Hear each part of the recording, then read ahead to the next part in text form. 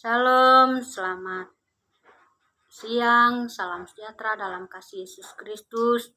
Pada saat siang hari ini kita akan belajar, kita akan merenungkan firman Tuhan yang menjadi kekuatan iman percaya kita sebagai anak-anak Tuhan. Pada saat ini kita akan belajar dari kitab Lukas pasal 18 ayat 1 sampai ayat yang ke-8. Kitab Lukas pasal yang ke-18 ayat 1 sampai ayat yang ke-18.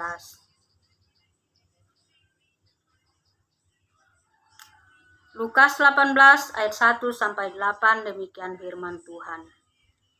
Yesus mengatakan suatu perumpamaan kepada mereka untuk menegaskan bahwa mereka harus selalu berdoa dengan tidak jemu-jemu.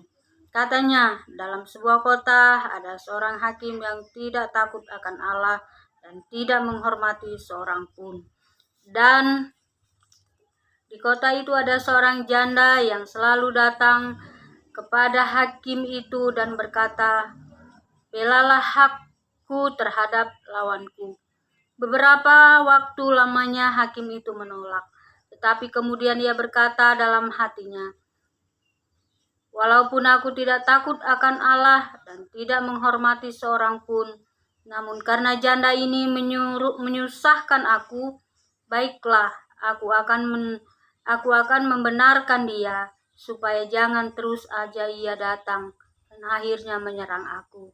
Kata Tuhan, camkanlah apa yang dikatakan hakim yang lalim ini. Tidakkah Allah akan membenarkan orang-orang pilihannya yang siang malam berseru kepadanya, dan adakah ia mengulur-ngulur waktu sebelum menolong mereka? Aku berkata kepadamu, ia akan segera membenarkan mereka. Tetapi, jika Anak Manusia itu datang, adakah ia mendapat iman di bumi? Puji Tuhan, dengan demikian jauh pembacaan kita pada saat ini, yaitu tentang doa yang tak jemu-jemu. Pada saat ini kita belajar firman Tuhan. Yesus mengatakan suatu perumpamaan pada mereka untuk menegaskan bahwa mereka harus selalu berdoa dengan tidak jemu-jemu. Ini latar belakangnya kenapa? Katanya dalam sebuah kota ada seorang hakim yang tidak takut akan Allah dan tidak menghormati seorang pun.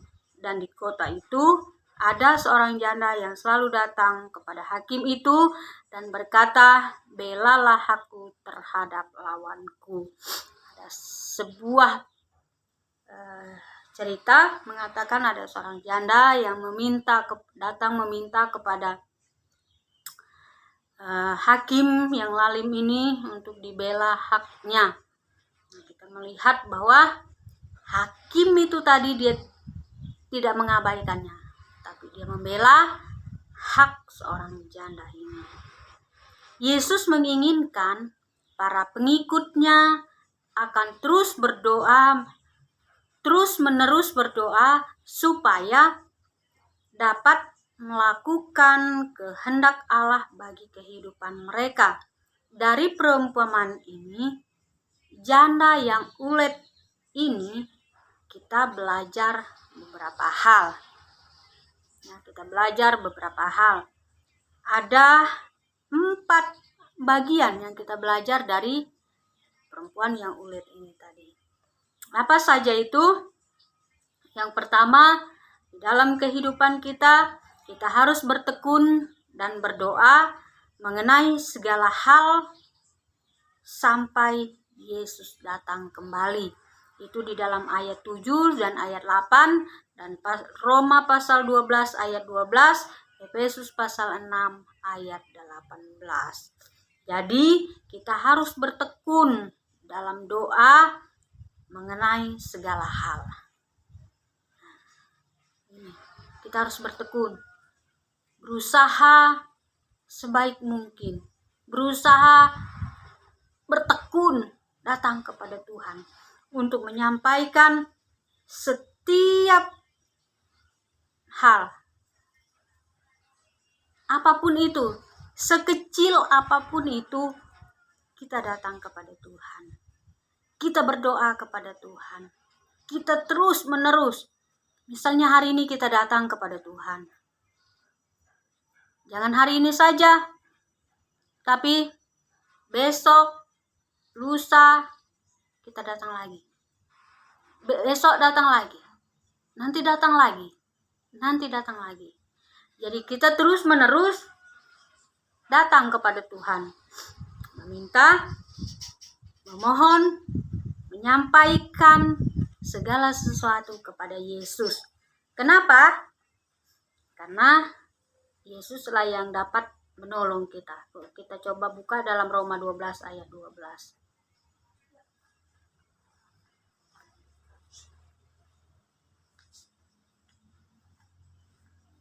Roma pasal 12 ayat 12.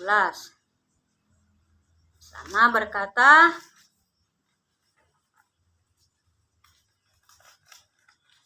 Roma 12 ayat 12, bersukacitalah dalam pengharapan, sabarlah dalam kesesakan, dan bertekunlah dalam doa. Bersukacitalah dalam pengharapan, sabarlah dalam kesesakan, dan bertekunlah dalam doa. Ini yang Tuhan mau dalam kehidupan kita. Di dalam kita menghadapi persoalan hidup, menghadapi kesesakan, menghadapi penderitaan, harus sabar. Sabar dan bertekun di dalam segala hal. Saudara yang dikasihi oleh Yesus Kristus, semua kita yang ada di tempat ini, kita pasti merasakan pergumulan itu.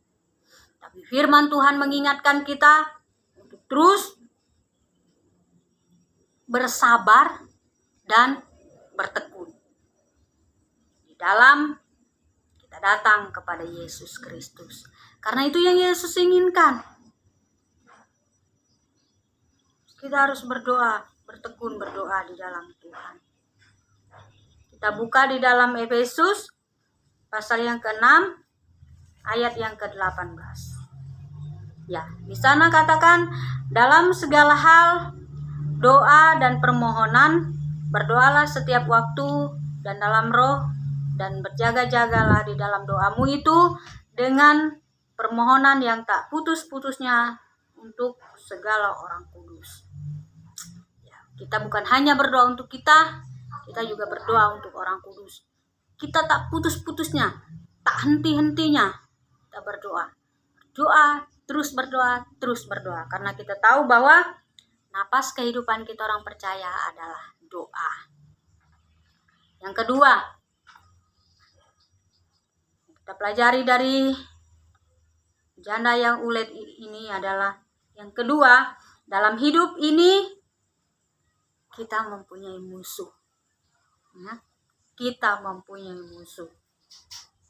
Siapa musuh kita? Musuh kita adalah 1 Petrus pasal 5 ayat 18 berkata itu adalah iblis. 1 Petrus pasal 5 ayat yang ke-18.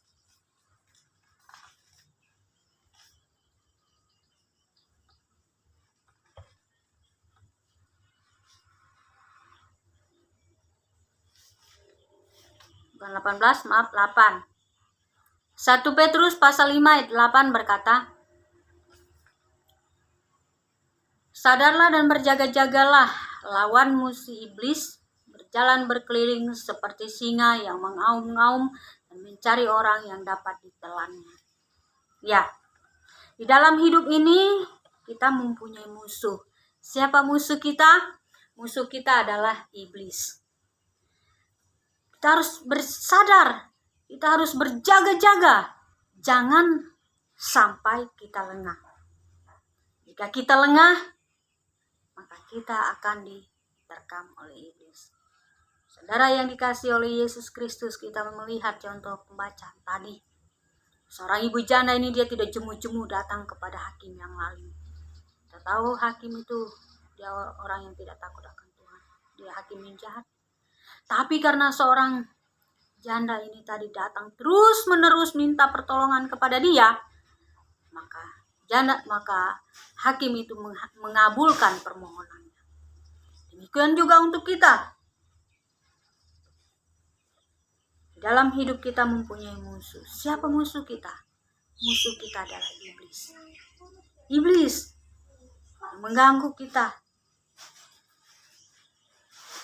Jika kita tidak berdoa, jika kita tidak berjaga-jaga, maka kita akan ditelan oleh iblis tersebut. Di dalam Matius pasal 6 ayat 13, doa dapat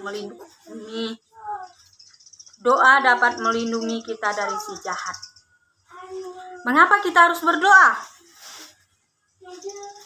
Ya, mengapa kita harus berdoa? Karena doa dapat melindungi kita dari si jahat. Matius 6 ayat yang ke-13.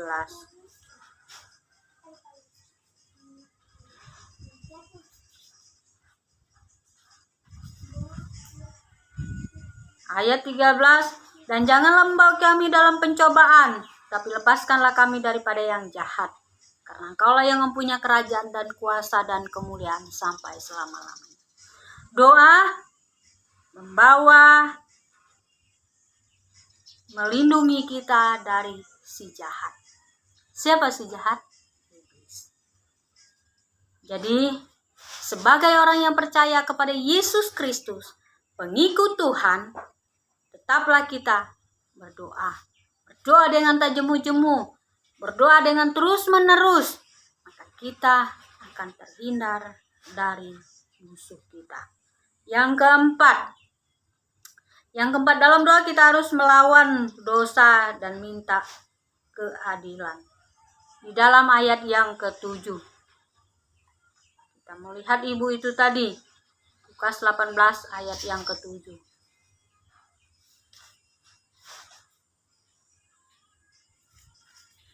18 ayat 7 di sana berkata, tidakkah Allah akan membenarkan orang-orang pilihannya yang siang malam berseru kepadanya?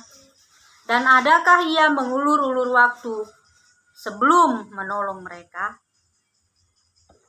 Doa kita harus melawan dosa dan minta keadilan Allah.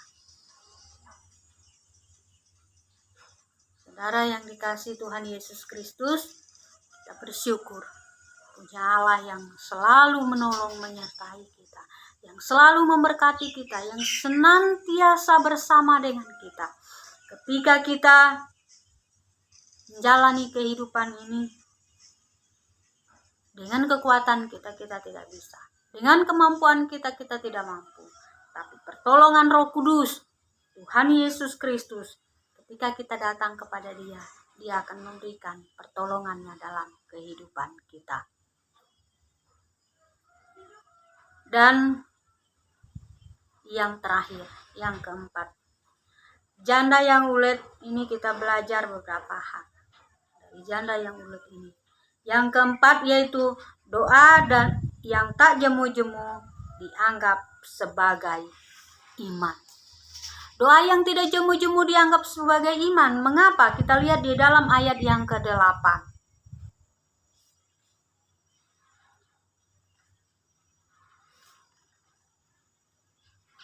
Aku berkata kepadamu, Ia akan segera membenarkan mereka. Akan tetapi jika Anak Manusia itu datang, adakah Ia mendapat iman di bumi? Doa adalah sebuah iman kita kepada Tuhan. Menyatakan bahwa kita beriman, kita berkeyakinan, kita percaya bahwa Tuhan sanggup menolong kita. Bahwa Tuhan sanggup memelihara kita. Tuhan sanggup memberkati kita. Ibu saudara yang dikasihi oleh Yesus Kristus, doa yang tak jemu-jemu kita panjatkan dalam kehidupan kita. Apa pergumulanmu hari ini? Menghadapi pandemi COVID-19 ini. Menghadapi pandemi COVID-19 ini membuat kita tidak tahu mau berbuat apa. Membuat pikiran kita buntu, membuat kita merasa takut, membuat kita kecewa, membuat segala sesuatu yang kita lakukan itu terbatas. Tapi satu hal, kita belajar daripada wanita janda ini. Dia datang kepada hakim yang lalim dengan tak jemu-jemu.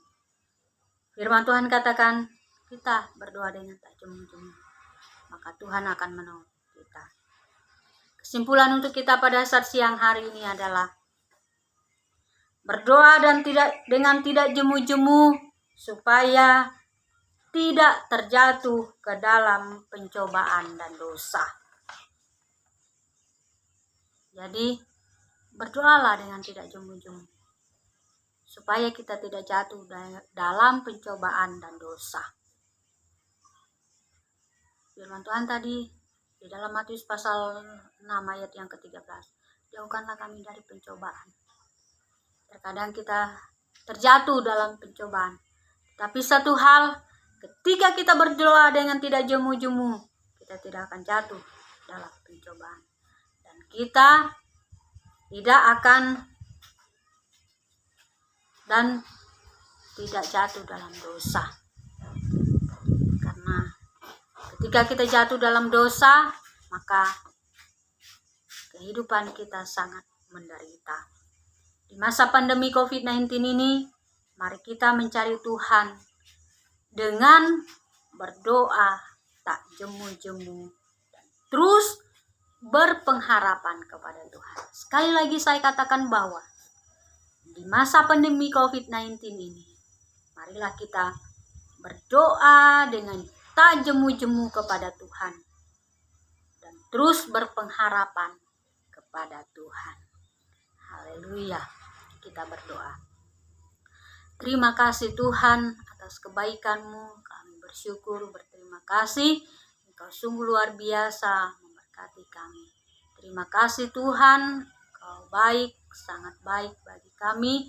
Engkau mengingatkan kami pada saat ini bahwa ketika kami menjalani kehidupan kami di dunia ini, hendaklah kami terus berdoa Tuhan dengan tak jemu-jemu, agar kami tidak jatuh dalam pencobaan dan jatuh di dalam dosa.